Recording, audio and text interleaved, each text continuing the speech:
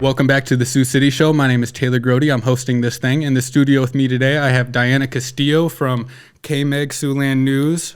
Yes, we are actually now CBS 14. Oh, CBS and Fox 14. 44. Yes, we recently changed from KMEG to CBS. Whoa, big news. And I should have gotten that before, I guess. It's okay. Yeah. It's really new since February 4th, so still getting used to it. Very cool. So I guess I started out my career actually in TV and this world working for you. And I kind of thought your whole journey to that point was pretty interesting because you were so young at the time. Mm-hmm. Is that common? Because weren't you in your late 20s when you first became the news director and the anchor at a news station? Yeah. So before coming to Sioux City, I worked in Texas. So I worked in Corpus Christi, where I was a reporter anchor. And then I worked in Laredo, Texas, so border town, where I was working for Fox News. At the time, I helped launch the Fox there. It was a interesting dynamic because it was a Univision, so it was a Spanish, and then it was Fox in the same building. Yep. So I was doing news in English and in Spanish. So while I was there, I actually became the news director and oversaw Univision and Fox. And at the time, I was probably one of the youngest news directors probably in the country. Were you planning on going the management route from the beginning? No. I was always planning on, being a reporter. I was really interested in sports. I was interested in doing investigative stories. And this just kind of fell in my lap. I kind of took a leadership role in the newsroom there and then became a news director. I guess management kind of has always been in my blood. When I was in high school, I started working really young. I was in management then. Okay. I actually used to manage an arcade, so gamer over here for a few years. So that was kind of my first management role, and then worked other retail, was a manager, and then so I guess kind of it's just in my nature to be bossy. Wow, I was always shying away from any management role in any business. Like every college job, they're like, do you want to be the night manager? I said, no, I want to joke around with all these guys the whole time. So much different path, but I'm sorry, I interrupted you. So no, I mean, so then, after being in Texas, started looking for jobs, and I was just in the process of, okay, what's going to be my next step? And Sioux City called. Never heard of Sioux City, Iowa. No idea. I had to look on a map. I'm like, where? I got confused with Sioux Falls, as everybody does, and now I see how annoying that can be. Especially when they call it Siouxland. So, and then, ended up here in Siouxland, and it's going to be 7 years in June. Jeez. Yeah. Yeah, that's time moves fast, right? It does. So, yeah, that's really cool and you said you started out more on the sports side of things. Well, more on the news side. Okay. And then I knew I wanted to be a reporter, and then I knew I was kind of like, do I want to do sports? Because I played basketball all the way. Stopped playing my first year of college because I was too busy with trying to be, a news reporter. Yep. So I just always wanted to, maybe I could do some sideline reporting. But my news director at the time was like, you've worked so hard on the news side. It's like, you're going to have to pick. It can't be one or the other type of thing. Yep. I did have some pretty cool opportunities in Texas to cover the NBA finals. So that was a nice, What year was, or I guess what teams were playing that year? Oh goodness. I was Spurs, Miami, both years. Wow. So yeah. And being in Texas, covering a Texas team, that's gotta be fun. Yeah. And San Antonio is not too far from Laredo, right? No, it's about hour and a half, 2 hours. So from here to Omaha. I was born in San Antonio. Very nice. Yeah. Oh, I did not know that. Look at me, Texas to Iowa. Yeah.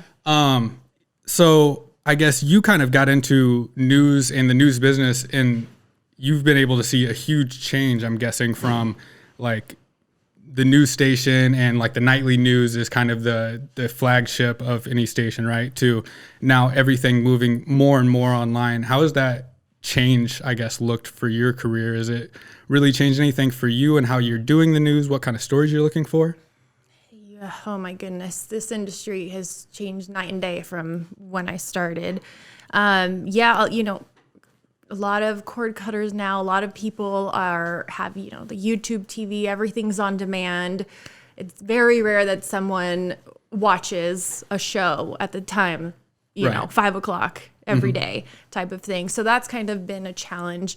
Sioux City it's unique in a way that we're kind of an older demographic. So we still have a lot of the older people watching the news. Yep. Of course, in the last year with the whole pandemic, that kind of brought everyone's ratings up because everybody wants to know every day what's happening.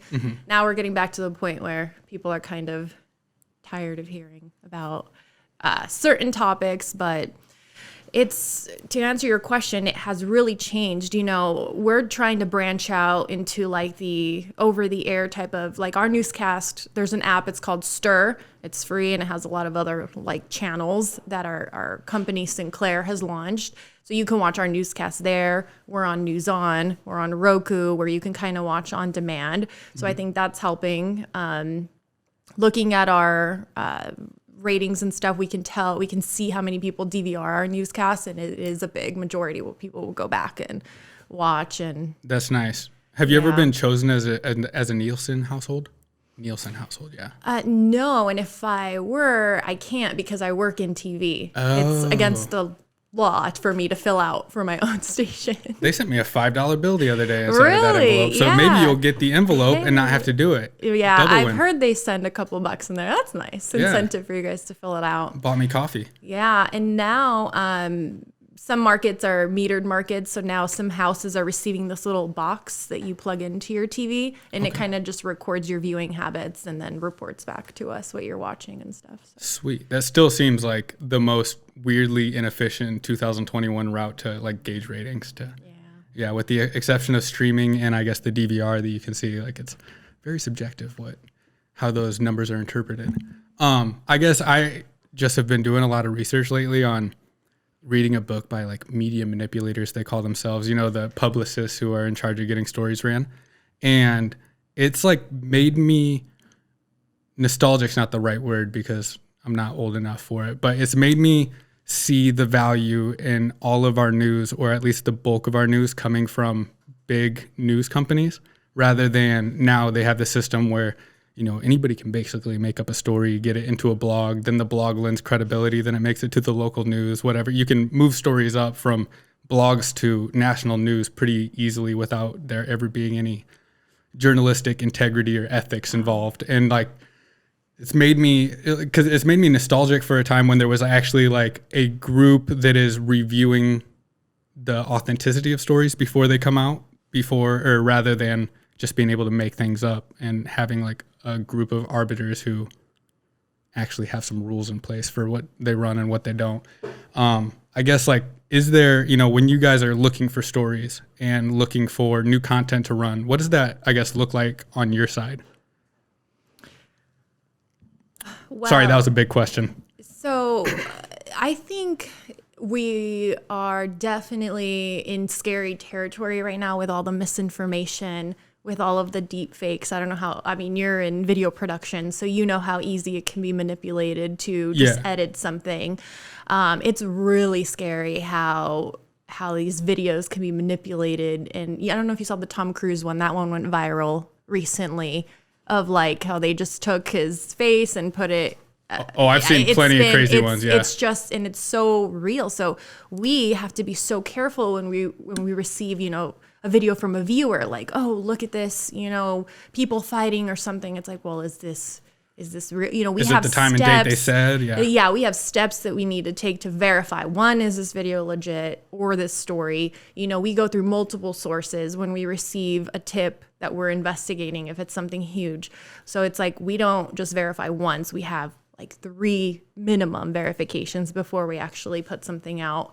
And that's something, we are responsible as a news organization to just make sure before we send anything out that it is 100% accurate, because there have been, especially with all the sadly mass shootings with Twitter and people reporting things, and then it turns out, no, that wasn't 100% true. So it's just, taking our time, just making sure we're verifying everything before it hits the airwaves or online, because everything hits social first now. It's all social first, and then right. And it's like the whole system to me is so scary right now, because you have the national news and blogs and basically you're letting algorithms, Google and social platforms decide what people see, right? And the national news has no problem with taking a strong political bias on the reporting. And same with social media, obviously has like strong political biases in most of their, what they're really pushing. And they have full control over that. Where like local news still, even if a local news company tends to be a little bit more biased in one political direction, there's still an effort given towards non-biased reporting, right? And it's like the last route that you can really have like true meritocracy of stories and of information where, it's not strongly controlled by a political bias. Right. And a lot of people need to understand cable news is different than your local news station. Right. Cable news, they can say whatever they want. They can take whatever, left, right, middle, whatever. And that's just their, and then you have cable news, then you have network news, and then you have your local news. So we definitely tried, every story, every national story, because being a CBS affiliate, so we get stories from the network, from CBS. Then we're owned by Sinclair Broadcast, so we get stories from Sinclair. And then we're also Fox, so then we get stories from Fox on our 9 p.m. newscast. So if we decide to air those national stories, our producers make sure that they watch them, make sure they're not too one way or another, and then we kind of go from there. But we have a lot more of that control here on the local level. And, our goal is to have as much local news as we can. So yes, we cover national stories, the big stories, but our main focus is trying to push out as much what's going on in Siouxland, Yeah.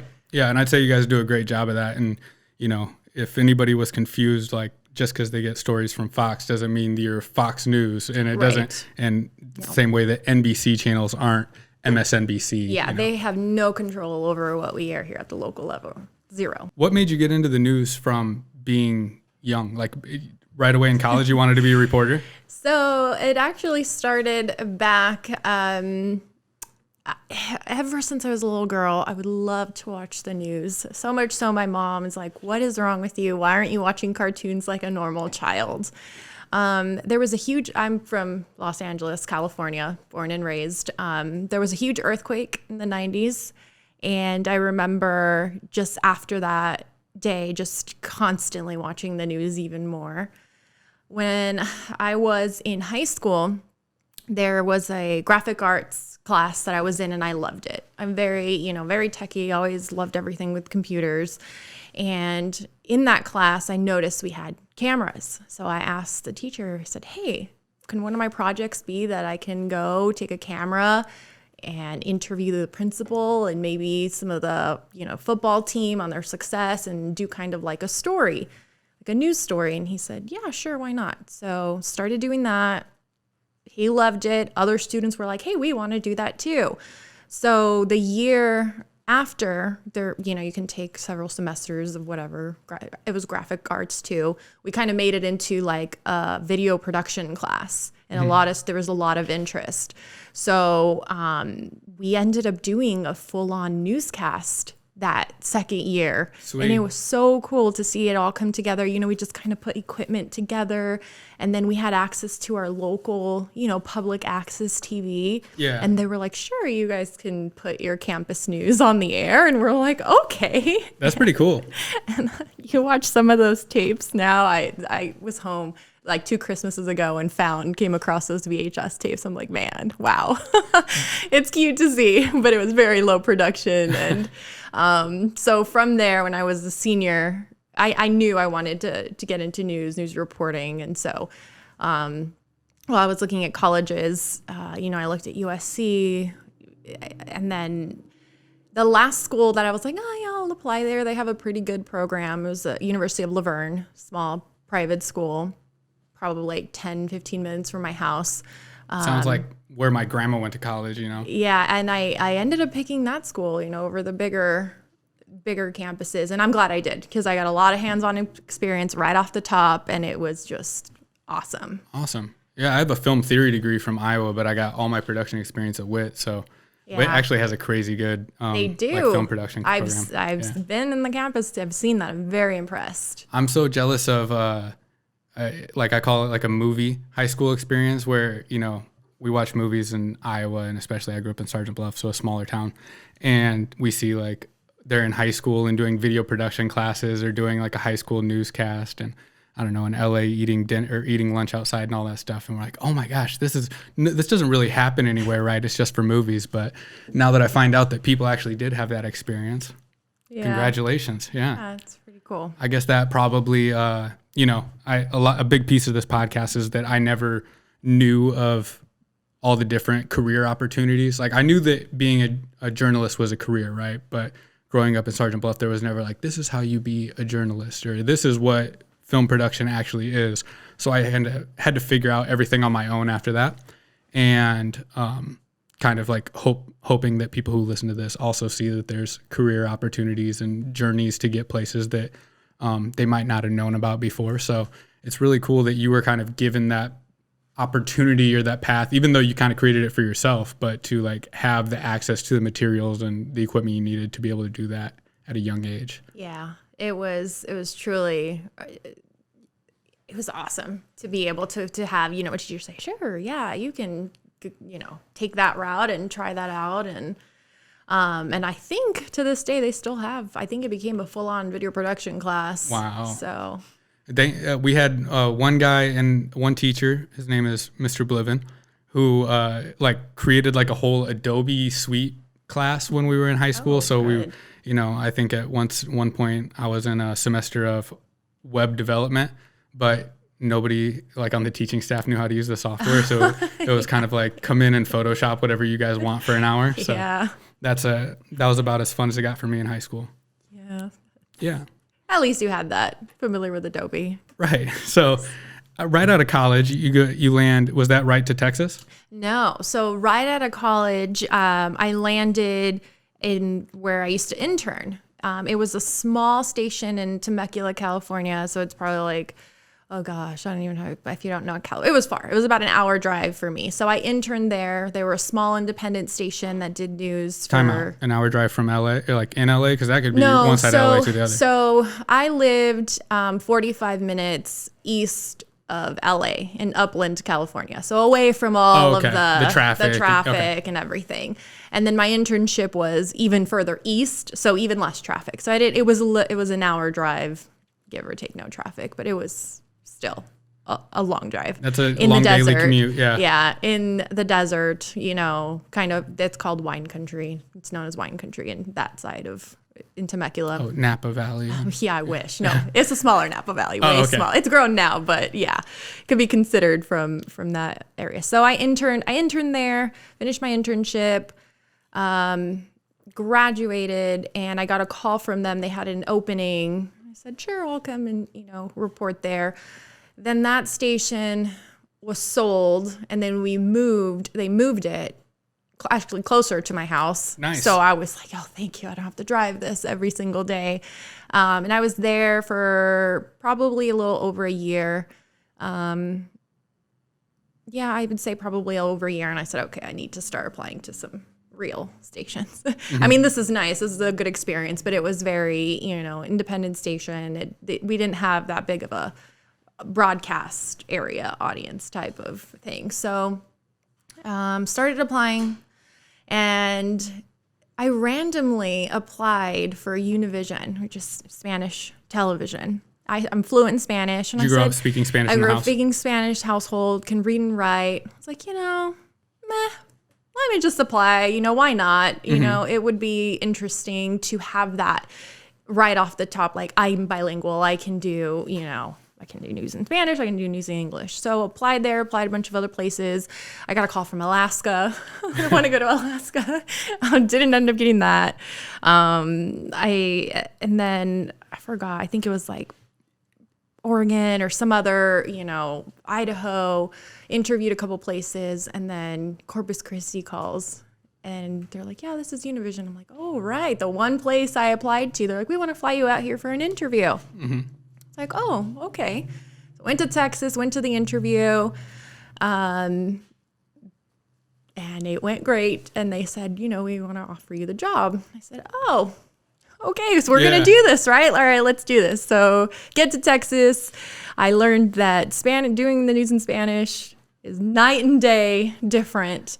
Well, first of all, I walk into the newsroom and I'm like, great, what do you guys have? Final Cut, Adobe, what are we going to be, what am I going to be editing on? No. iMovie. No, tape to tape. Oh, wow. I don't even know if you know what that looks like. Yeah, I do know what that looks like. I mean, I didn't know you got hired for your first job in the 80s. But, I know. No, I was like, oh, what? They're like, no, we're still old school here. We still do the whole tape thing. And I'm like, what? I've never seen this. Like, how do you in, out, cut, what? And so I had to have an editor teach me how to do that. And that's crazy. It was just bizarre just to see how they would stack all the tapes for the newscast. Mm-hmm. And then there would be someone hitting play, stop for each one. And I was just like, whoa, we just went back. That's crazy. Yeah. They were a little behind. When I was at KMEG, or I guess CBS 14. Yes. When I was at CBS 14, that you guys still had all the tapes on the walls and the editing bays that. Yeah, those are still there. So those are our archives from back. Yeah. They've been digitized, but we still, if we ever need something, we still have the book where we go back and pull them. And crazy. I started shooting on tape. That was my first camera was mini DV, so it was still on tape. But that's crazy. Yeah, so it was in Corpus, doing the news. About a month in, I was like, I can't do this. And my news director was like, no, just be patient. You're doing great. It's okay. And I just felt like, man, it was hard. It was tough. Yeah. Toughed it out. There was a couple times I'm like, I need to go back to, the news, doing the news in English. But I had a great mentor and news director. Didn't let me give up. And go ahead. Is there an equivalent of like the non-regional diction in Spanish? Like in English, everybody talks like they're from the Midwest on the news. So in Spanish, there's so many different dialects. And I thought I was fluent in Spanish. Yeah. So my parents are from Central America, Nicaragua.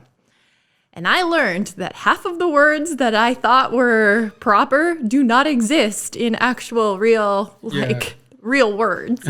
And it was hilarious in the newsroom, a daily conversation where my news director would look at me like, what is that word? I'm like, what do you mean? Yeah.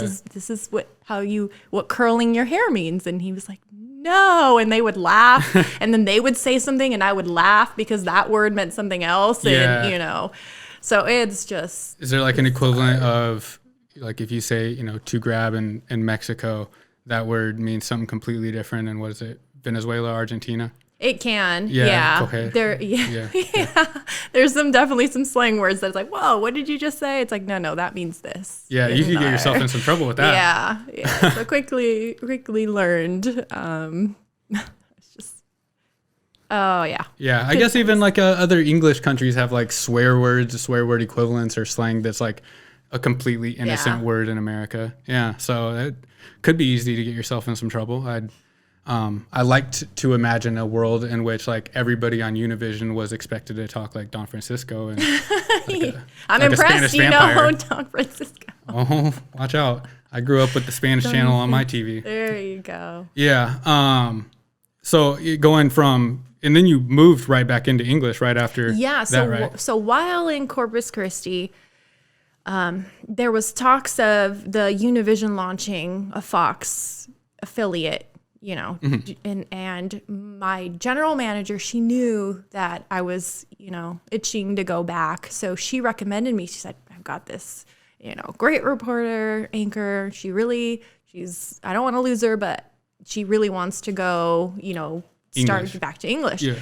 And so I went to Laredo, interviewed there, and they were like, oh yes, this would be, perfect because you can do reporting in both. So got hired.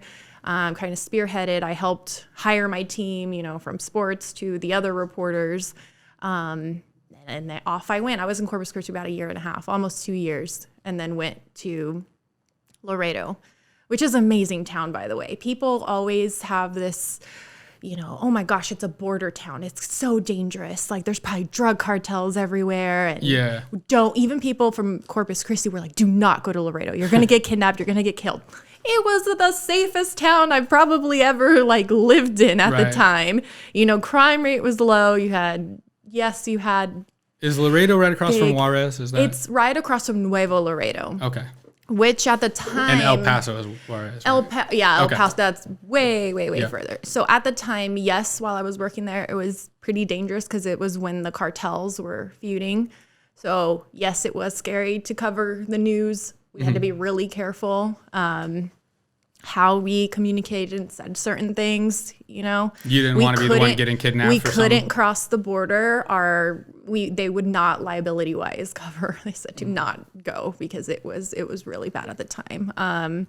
Covered some pretty gruesome stories that I don't like to think about. It's just, you know, looking at this raw footage that we would get into the newsroom from people across the border. It's like, oh, this is real. Yeah. This is real. So quickly had to learn, like, okay, just don't.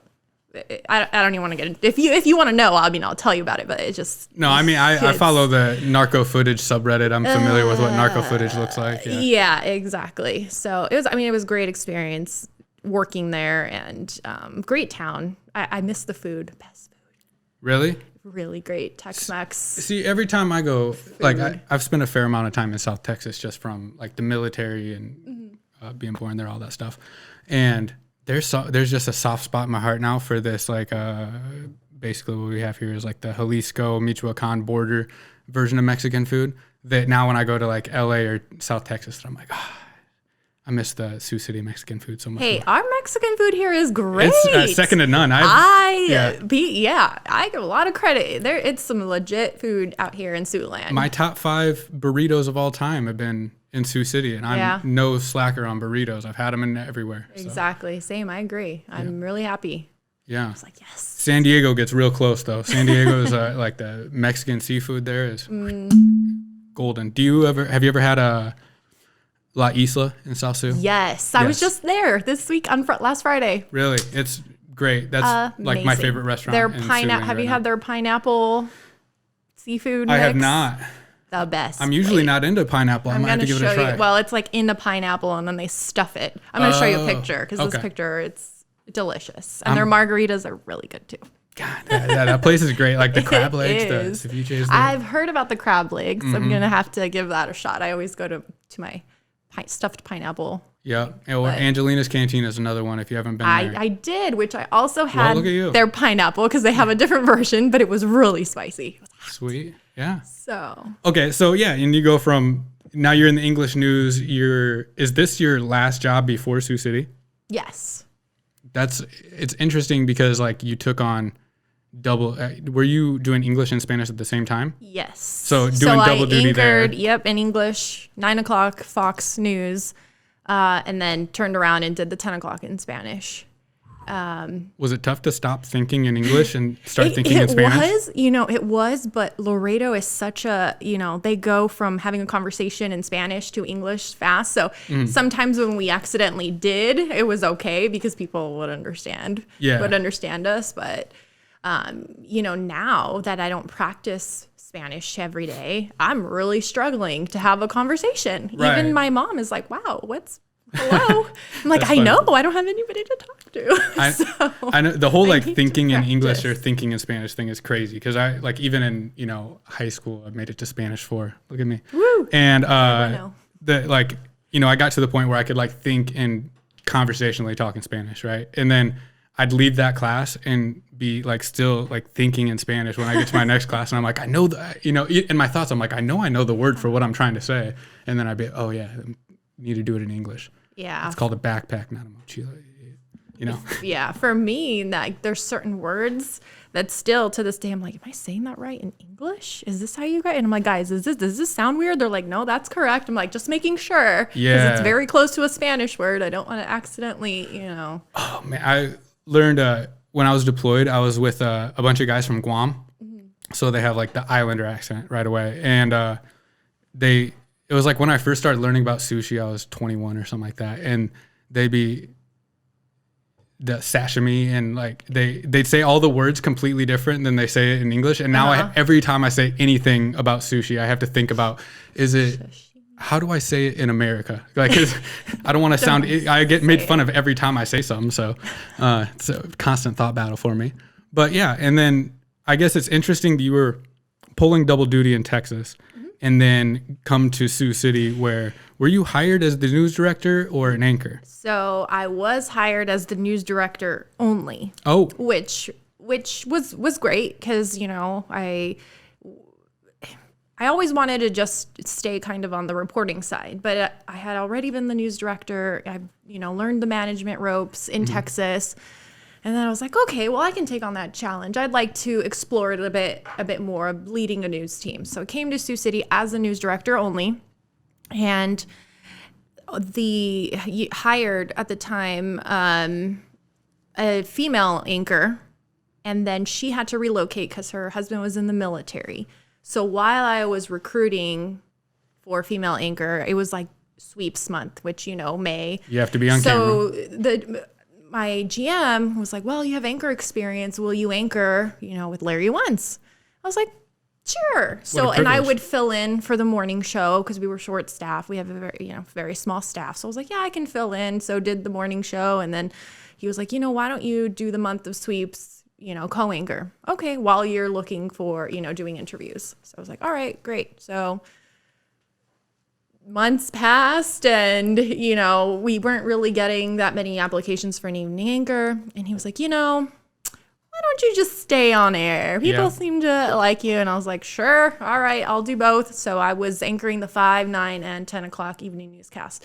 Now I'm only doing the 5 o'clock newscast. Oh, so okay. I had to kind of pull back because it was getting to be a lot. Yeah. It was just a lot of two jobs. full-time jobs. So kind of took a step back from the late shows and doing the 5. Right now we're searching for a new evening anchor because Yetzko RN, she just taking a break from news. So she's still in Siouxland. I know everybody misses her. Jackpot. I miss her too. Yeah. She's at Big Brothers Big Sisters now. She just started on Monday as the marketing director. So we're happy that she's still in town. She was a phenomenal coworker to work with. She's great. Yeah. So now I'm hiring for her position, and we'll see where that goes. I like it. So it's pretty interesting. I guess like being a news director is, from I guess my perspective of, I was always on a different shift than you, so I never really had much interaction with a news director. But it kind of seemed like your job, you know, the bulk of it is making sure everything runs smoothly, that everything's going well, right? But then like there was a whole path that, and this is just kind of from hearing other people's conversations with you, but like it's more of like a career guidance, or allows for a lot of that kind of stuff because, you know, if anybody's listening and they don't know how the news world works, it's kind of like a market jump or going up market size game as much as possible, right? Yes. So Sioux City, we were market 148 or 149, depending on which year, so I think we're still at 148. So this is considered a small market. So reporters come here fresh out of college, you know, to learn and then move up. So that's why you see a lot of new faces at all 3 stations every, you know, year and a half to 2 years. Yep. And we always get the emails from the public, oh, we really loved so-and-so. And it's like, yeah, but now they're moving on to a bigger city because that's the goal. Yeah, watch out, Tulsa. So, yeah. So yes, this is kind of, you know, where you kind of learn everything. Yeah. And then, so I always encourage my staff. I know they're not going to be here forever. When I got to Sioux City, honestly, I thought I was going to be here a year and a half to 2 years and out. I was on a mission. I was like, all right, we're going to do this. We're going to do the Midwest. We're going to do tornadoes. Boom, check. Because I had already checked off hurricanes, you know, Texas. Check. All right, tornadoes, check. And Cartel wars, check. Yeah, exactly. So it's like, and my ultimate goal was always go back to the West Coast, go back to California, do the news in LA. Now I'm like, ooh, no, I don't want to go back. I want to stay here. I'm good. I'm very small, you know. Sioux City pace of life has a draw to it. Yes. I can't, every time I visit my family back in LA, I'm like, how do you guys live here? Yeah. It's crazy. You guys wait in traffic for an hour? Like in Sioux City, I consider traffic hitting a stoplight. 4 miles. Yeah. It's like we live the good life here. Good, no traffic, you know, you don't have to, you go to a restaurant, maybe you're going to wait 5 minutes, not an hour and a half to 2 hours. With reservations. Yeah, or being able to get a reservation. So I'm going to be in Siouxland as long as they keep me. I love it here. This is my home now. So where was I? I got off topic. You were talking about like coaching and giving advice. Yeah. So this is a great market for reporters to start out, and then they move up the chain, to different states, bigger. Because I mean, you really, without like market jumping in size, like you moved up like position wise pretty quickly. Yeah. Which is a testament, I guess, to like all of the extra roles and responsibilities you've been taking on like at every job. So that's very interesting. A lot of, people ask me like, how do you do what you do? Like, how did you get in a place where you could open a business? And like, that's kind of my advice every time, where it's like, take the bigger opportunity whenever one comes. People who are like my parents' generation, there was still a lot of emphasis placed on loyalty to a workplace almost, where people will get their first job out of college and 30 years later they retire from that job. Right. And, it just like doesn't really exist in that way for a lot of people now. So it's interesting to see like how, unfortunately, that's lent itself to a lot of people just getting out of Sioux City as soon as possible to move up to a bigger city, bigger pay raise or whatever. But yeah, in our industry, if you get the opportunity, if you're interested, in learning how to edit, learning how to shoot footage, at my station, we cross-train everybody. So everybody, we've had production assistants become directors. We've had production assistants become reporters. Yeah. So it's like whatever you're interested in, you just have to talk to your boss and say, is it okay? Like, can I try doing a story? Can I try doing a news package? I'm always going to say, yeah. You want to learn this? You want to learn how to produce?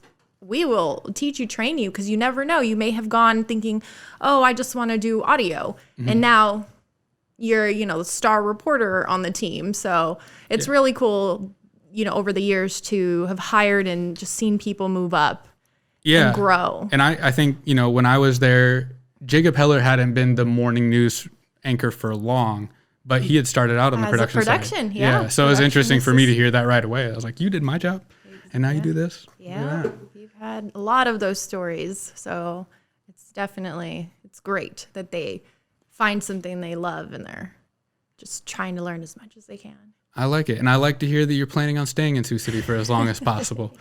Yes. So I guess this is kind of the part where there's so many fun things to do in Sioux City, great restaurants to try, people to meet, whatever the case may be. And Sioux City has everything seems like a local secret here almost, like all of the really cool stuff seems like a local secret that you can't Google things to do in Sioux City and it won't pop up at the top. But what is your favorite aspect of Sioux City that you think everybody should know about? Oh, man. I can go first. Okay. Because I'm thinking outdoorsy stuff and then I'm thinking venue-wise. Okay. I just had breakfast at La Morena yesterday. It's on 14th and Jackson Street, and it is outstanding. And it's a lot of people. I know sometimes it's tough to get my grandma to try the name of restaurants that she can't pronounce the name of off the top of her head, and but she still loves a good torta. And but like La Morena has a completely American part of the menu, and like they have like American and Mexican blended dishes. Like they're breakfast heavy, so I think that 90% of their menu is breakfast. But yesterday I had the corned beef hash with 2 poached eggs and country gravy over top. Ooh. Yeah, I was a fan. I was going in there planning to eat like a strictly Mexican breakfast, and I was like, I guess I'm going to go with an American Southern breakfast. Very nice. I've had their chilaquiles and I've had their breakfast burritos. Excellent. There you go. So I'm a huge foodie, so I eat out a lot. And I should start, I don't know why I don't post on my news page. Start a blog. I've been talking recently to Fat Boy Food Blog because of the event that they have, coming up that I was supposed to help judge, but then I had a scheduling conflict, so I'm sad. Dang because man, those burgers, whew, I'm all about it. So my husband we're huge foodies, so we're always eating anything new opens. Like we just tried the new Lotus Chinese place in South Sioux. I've heard that great opened things. in Boston. It was excellent. Yeah. We had to wait for about an hour. They were so busy, which is great. Mm-hmm. Definitely recommend it. Try it out. But we're always looking to try new dishes and stuff. But now that I think I'm gonna start posting all of these great places. But yeah, La Morena definitely yummy to check out. I dig it. Yeah. Do you have any other things that you think people should know about in Sioux City? Oh my gosh, I feel prior to COVID 2020, the Hard Rock was all, if you like country music, Yes. they would have some legit up and comers visit Sioux City. And a lot of people like that I saw here a couple of years ago that blew up, like Kane Brown would, came I mean, Chris here. Stapleton was at the Hard Rock. Yeah. Right. It's just, we have a lot of great shows, and hopefully it starts to pick up and we can, in the coming years, start to enjoy that. And we have a lot of really nice, if you're outdoorsy, like hiking spots, like Stone State Park is beautiful, Dorothy Pico. So I think that a lot of people think, oh, where is there to go? It's like, no, you just right here down the street, You've got outdoors, you can take your dogs, you can go bike riding. I always tell people who move to Denver, like, don't tell me how great the hiking is if you've never been to Stone Park in Sioux City, because it's great in Denver, obviously it's better, but like people act like there's nothing to do outdoors in Sioux City, and there's not a ton in the winter. I'll give them that. It's horrible. Yeah, let's just get through the winter. Yeah, we're right on the edge of things here. This podcast will come out, I think, in like 2 weeks, but it's been rainy and cold for like 3 days right now. I'm ready for it. I'm ready for the summer. I don't even care about the humidity. Yep. Hair be damned this summer. We're living it up. So I guess, is there anything else that you think would be interesting for people to know? In which aspect? Like, just about career-wise? like, career-wise, just like maybe a piece of advice that you have on life for somebody. So don't let finances stop you from going to college. There's a lot of assistance out there, a lot of scholarships. You just have you have Google. You can just Google it, scholarships, and you'd be surprised at how easy it is to get that financial assistance. That's one thing that I wish that I would have learned prior to my junior and senior year, because my parents I basically paid for everything to go to college, and Same thing. I had 3 jobs, I was going to school full time, so I look back and I'm like, how did I do that? How did I work 3 full-time jobs, go to school full time? Yeah. I don't know, but I thank joined goodness the that I military to go to did. college like a dummy. Woo. I should have worked 3 jobs. There's a lot of scholarship opportunities. Reach out, ask questions, because that can really make a big difference in not having, as much student loan debt. So, I like to mentor. I was doing talks at the local high schools a couple of years ago, and that's one of my main things is don't let the price tag of school hold you back from trying to pursue higher education. Yeah. And if price is a big factor, there's cheap options, Yeah. Yeah. Don't let price stand in the way of an education. Exactly. We've got great, like you said, great programs here across the board. So, and affordable. Definitely. Yeah. And I think that advice for anybody who's young and thinking about college or whatever, I think that Diana's career speaks for itself, that has moved very quickly and has outpaced that a lot of her peers. So take that to heart. Yeah. Also, a question I get asked a lot is, do you need a college education to work at a TV station? The answer is yes and no. If you want to be a reporter or an anchor, we prefer that you have a bachelor in journalism, because there's a lot that you learn in school, that you need that background knowledge. Yeah. If you want to be, a director or an editor or a photog, it's nice if you go to school for that, because then you'll have the basics down, but you don't necessarily have to have a degree. We are willing to train you and teach you whatever you want to learn, as long as, you're up for it. So cool. Look at that. Yeah. That's I did not have a degree when I worked there. So I do have one now though. So look at that. Retroactively got it. I dropped out 2 credits short. I wouldn't recommend that to anybody. There's a piece of life advice, because you might think that eventually you'll log on and sign up for that online class, but at some point you're gonna have to pay your younger sister to do it for you. I made that mistake. So yeah, I guess like that's great. I mean, thank you so much for taking the time to come on. I appreciate it. And of course, I have to plug our newscast. There you go. You can watch Siouxland News at 5 and 10 on CBS 14 and 9 o'clock on Fox 44. There you hear it. Thanks for having me. KMEG 14 is my favorite local news station. It's been officially approved by me. So now it's CBS 14. CBS 14. What did I say? KMEG 14? I know. Yeah. Oh, geez. Yeah, it's CBS 14. It's so confused. I mean, KMEG has been forever. It's top of mind for me. Forever. And now it's dabble programming. It's weird. We had to, that's a whole long story on why it changed and everything else. It just had to do with signal changes, tower changes. So because we moved, long story short, because we had to move to a different tower, we had to change call letters. So therefore, we had to drop the KMEG Damn and the pick FCC. up and pick up the CBS 14, which And well, maybe I'll just plug CBS shows for spring programming. Make sure to check out Clarice every Tuesday at 6 p.m. And The Stand by Stephen King is a dramatization of his novel, The Stand. It's a great program. It's just finished. And until next time. Is that right? Was I in the ballpark? Sure. Clarice, The Neighborhood, The Stand. Check out CBS Now is now Paramount TV. All Access? Yeah, Paramount All Access. Yeah. Look at me. I'll so many send changes. my invoice to CBS. There you go. This, yeah. Until next time, this has been the Sioux City Show. Thank you so much.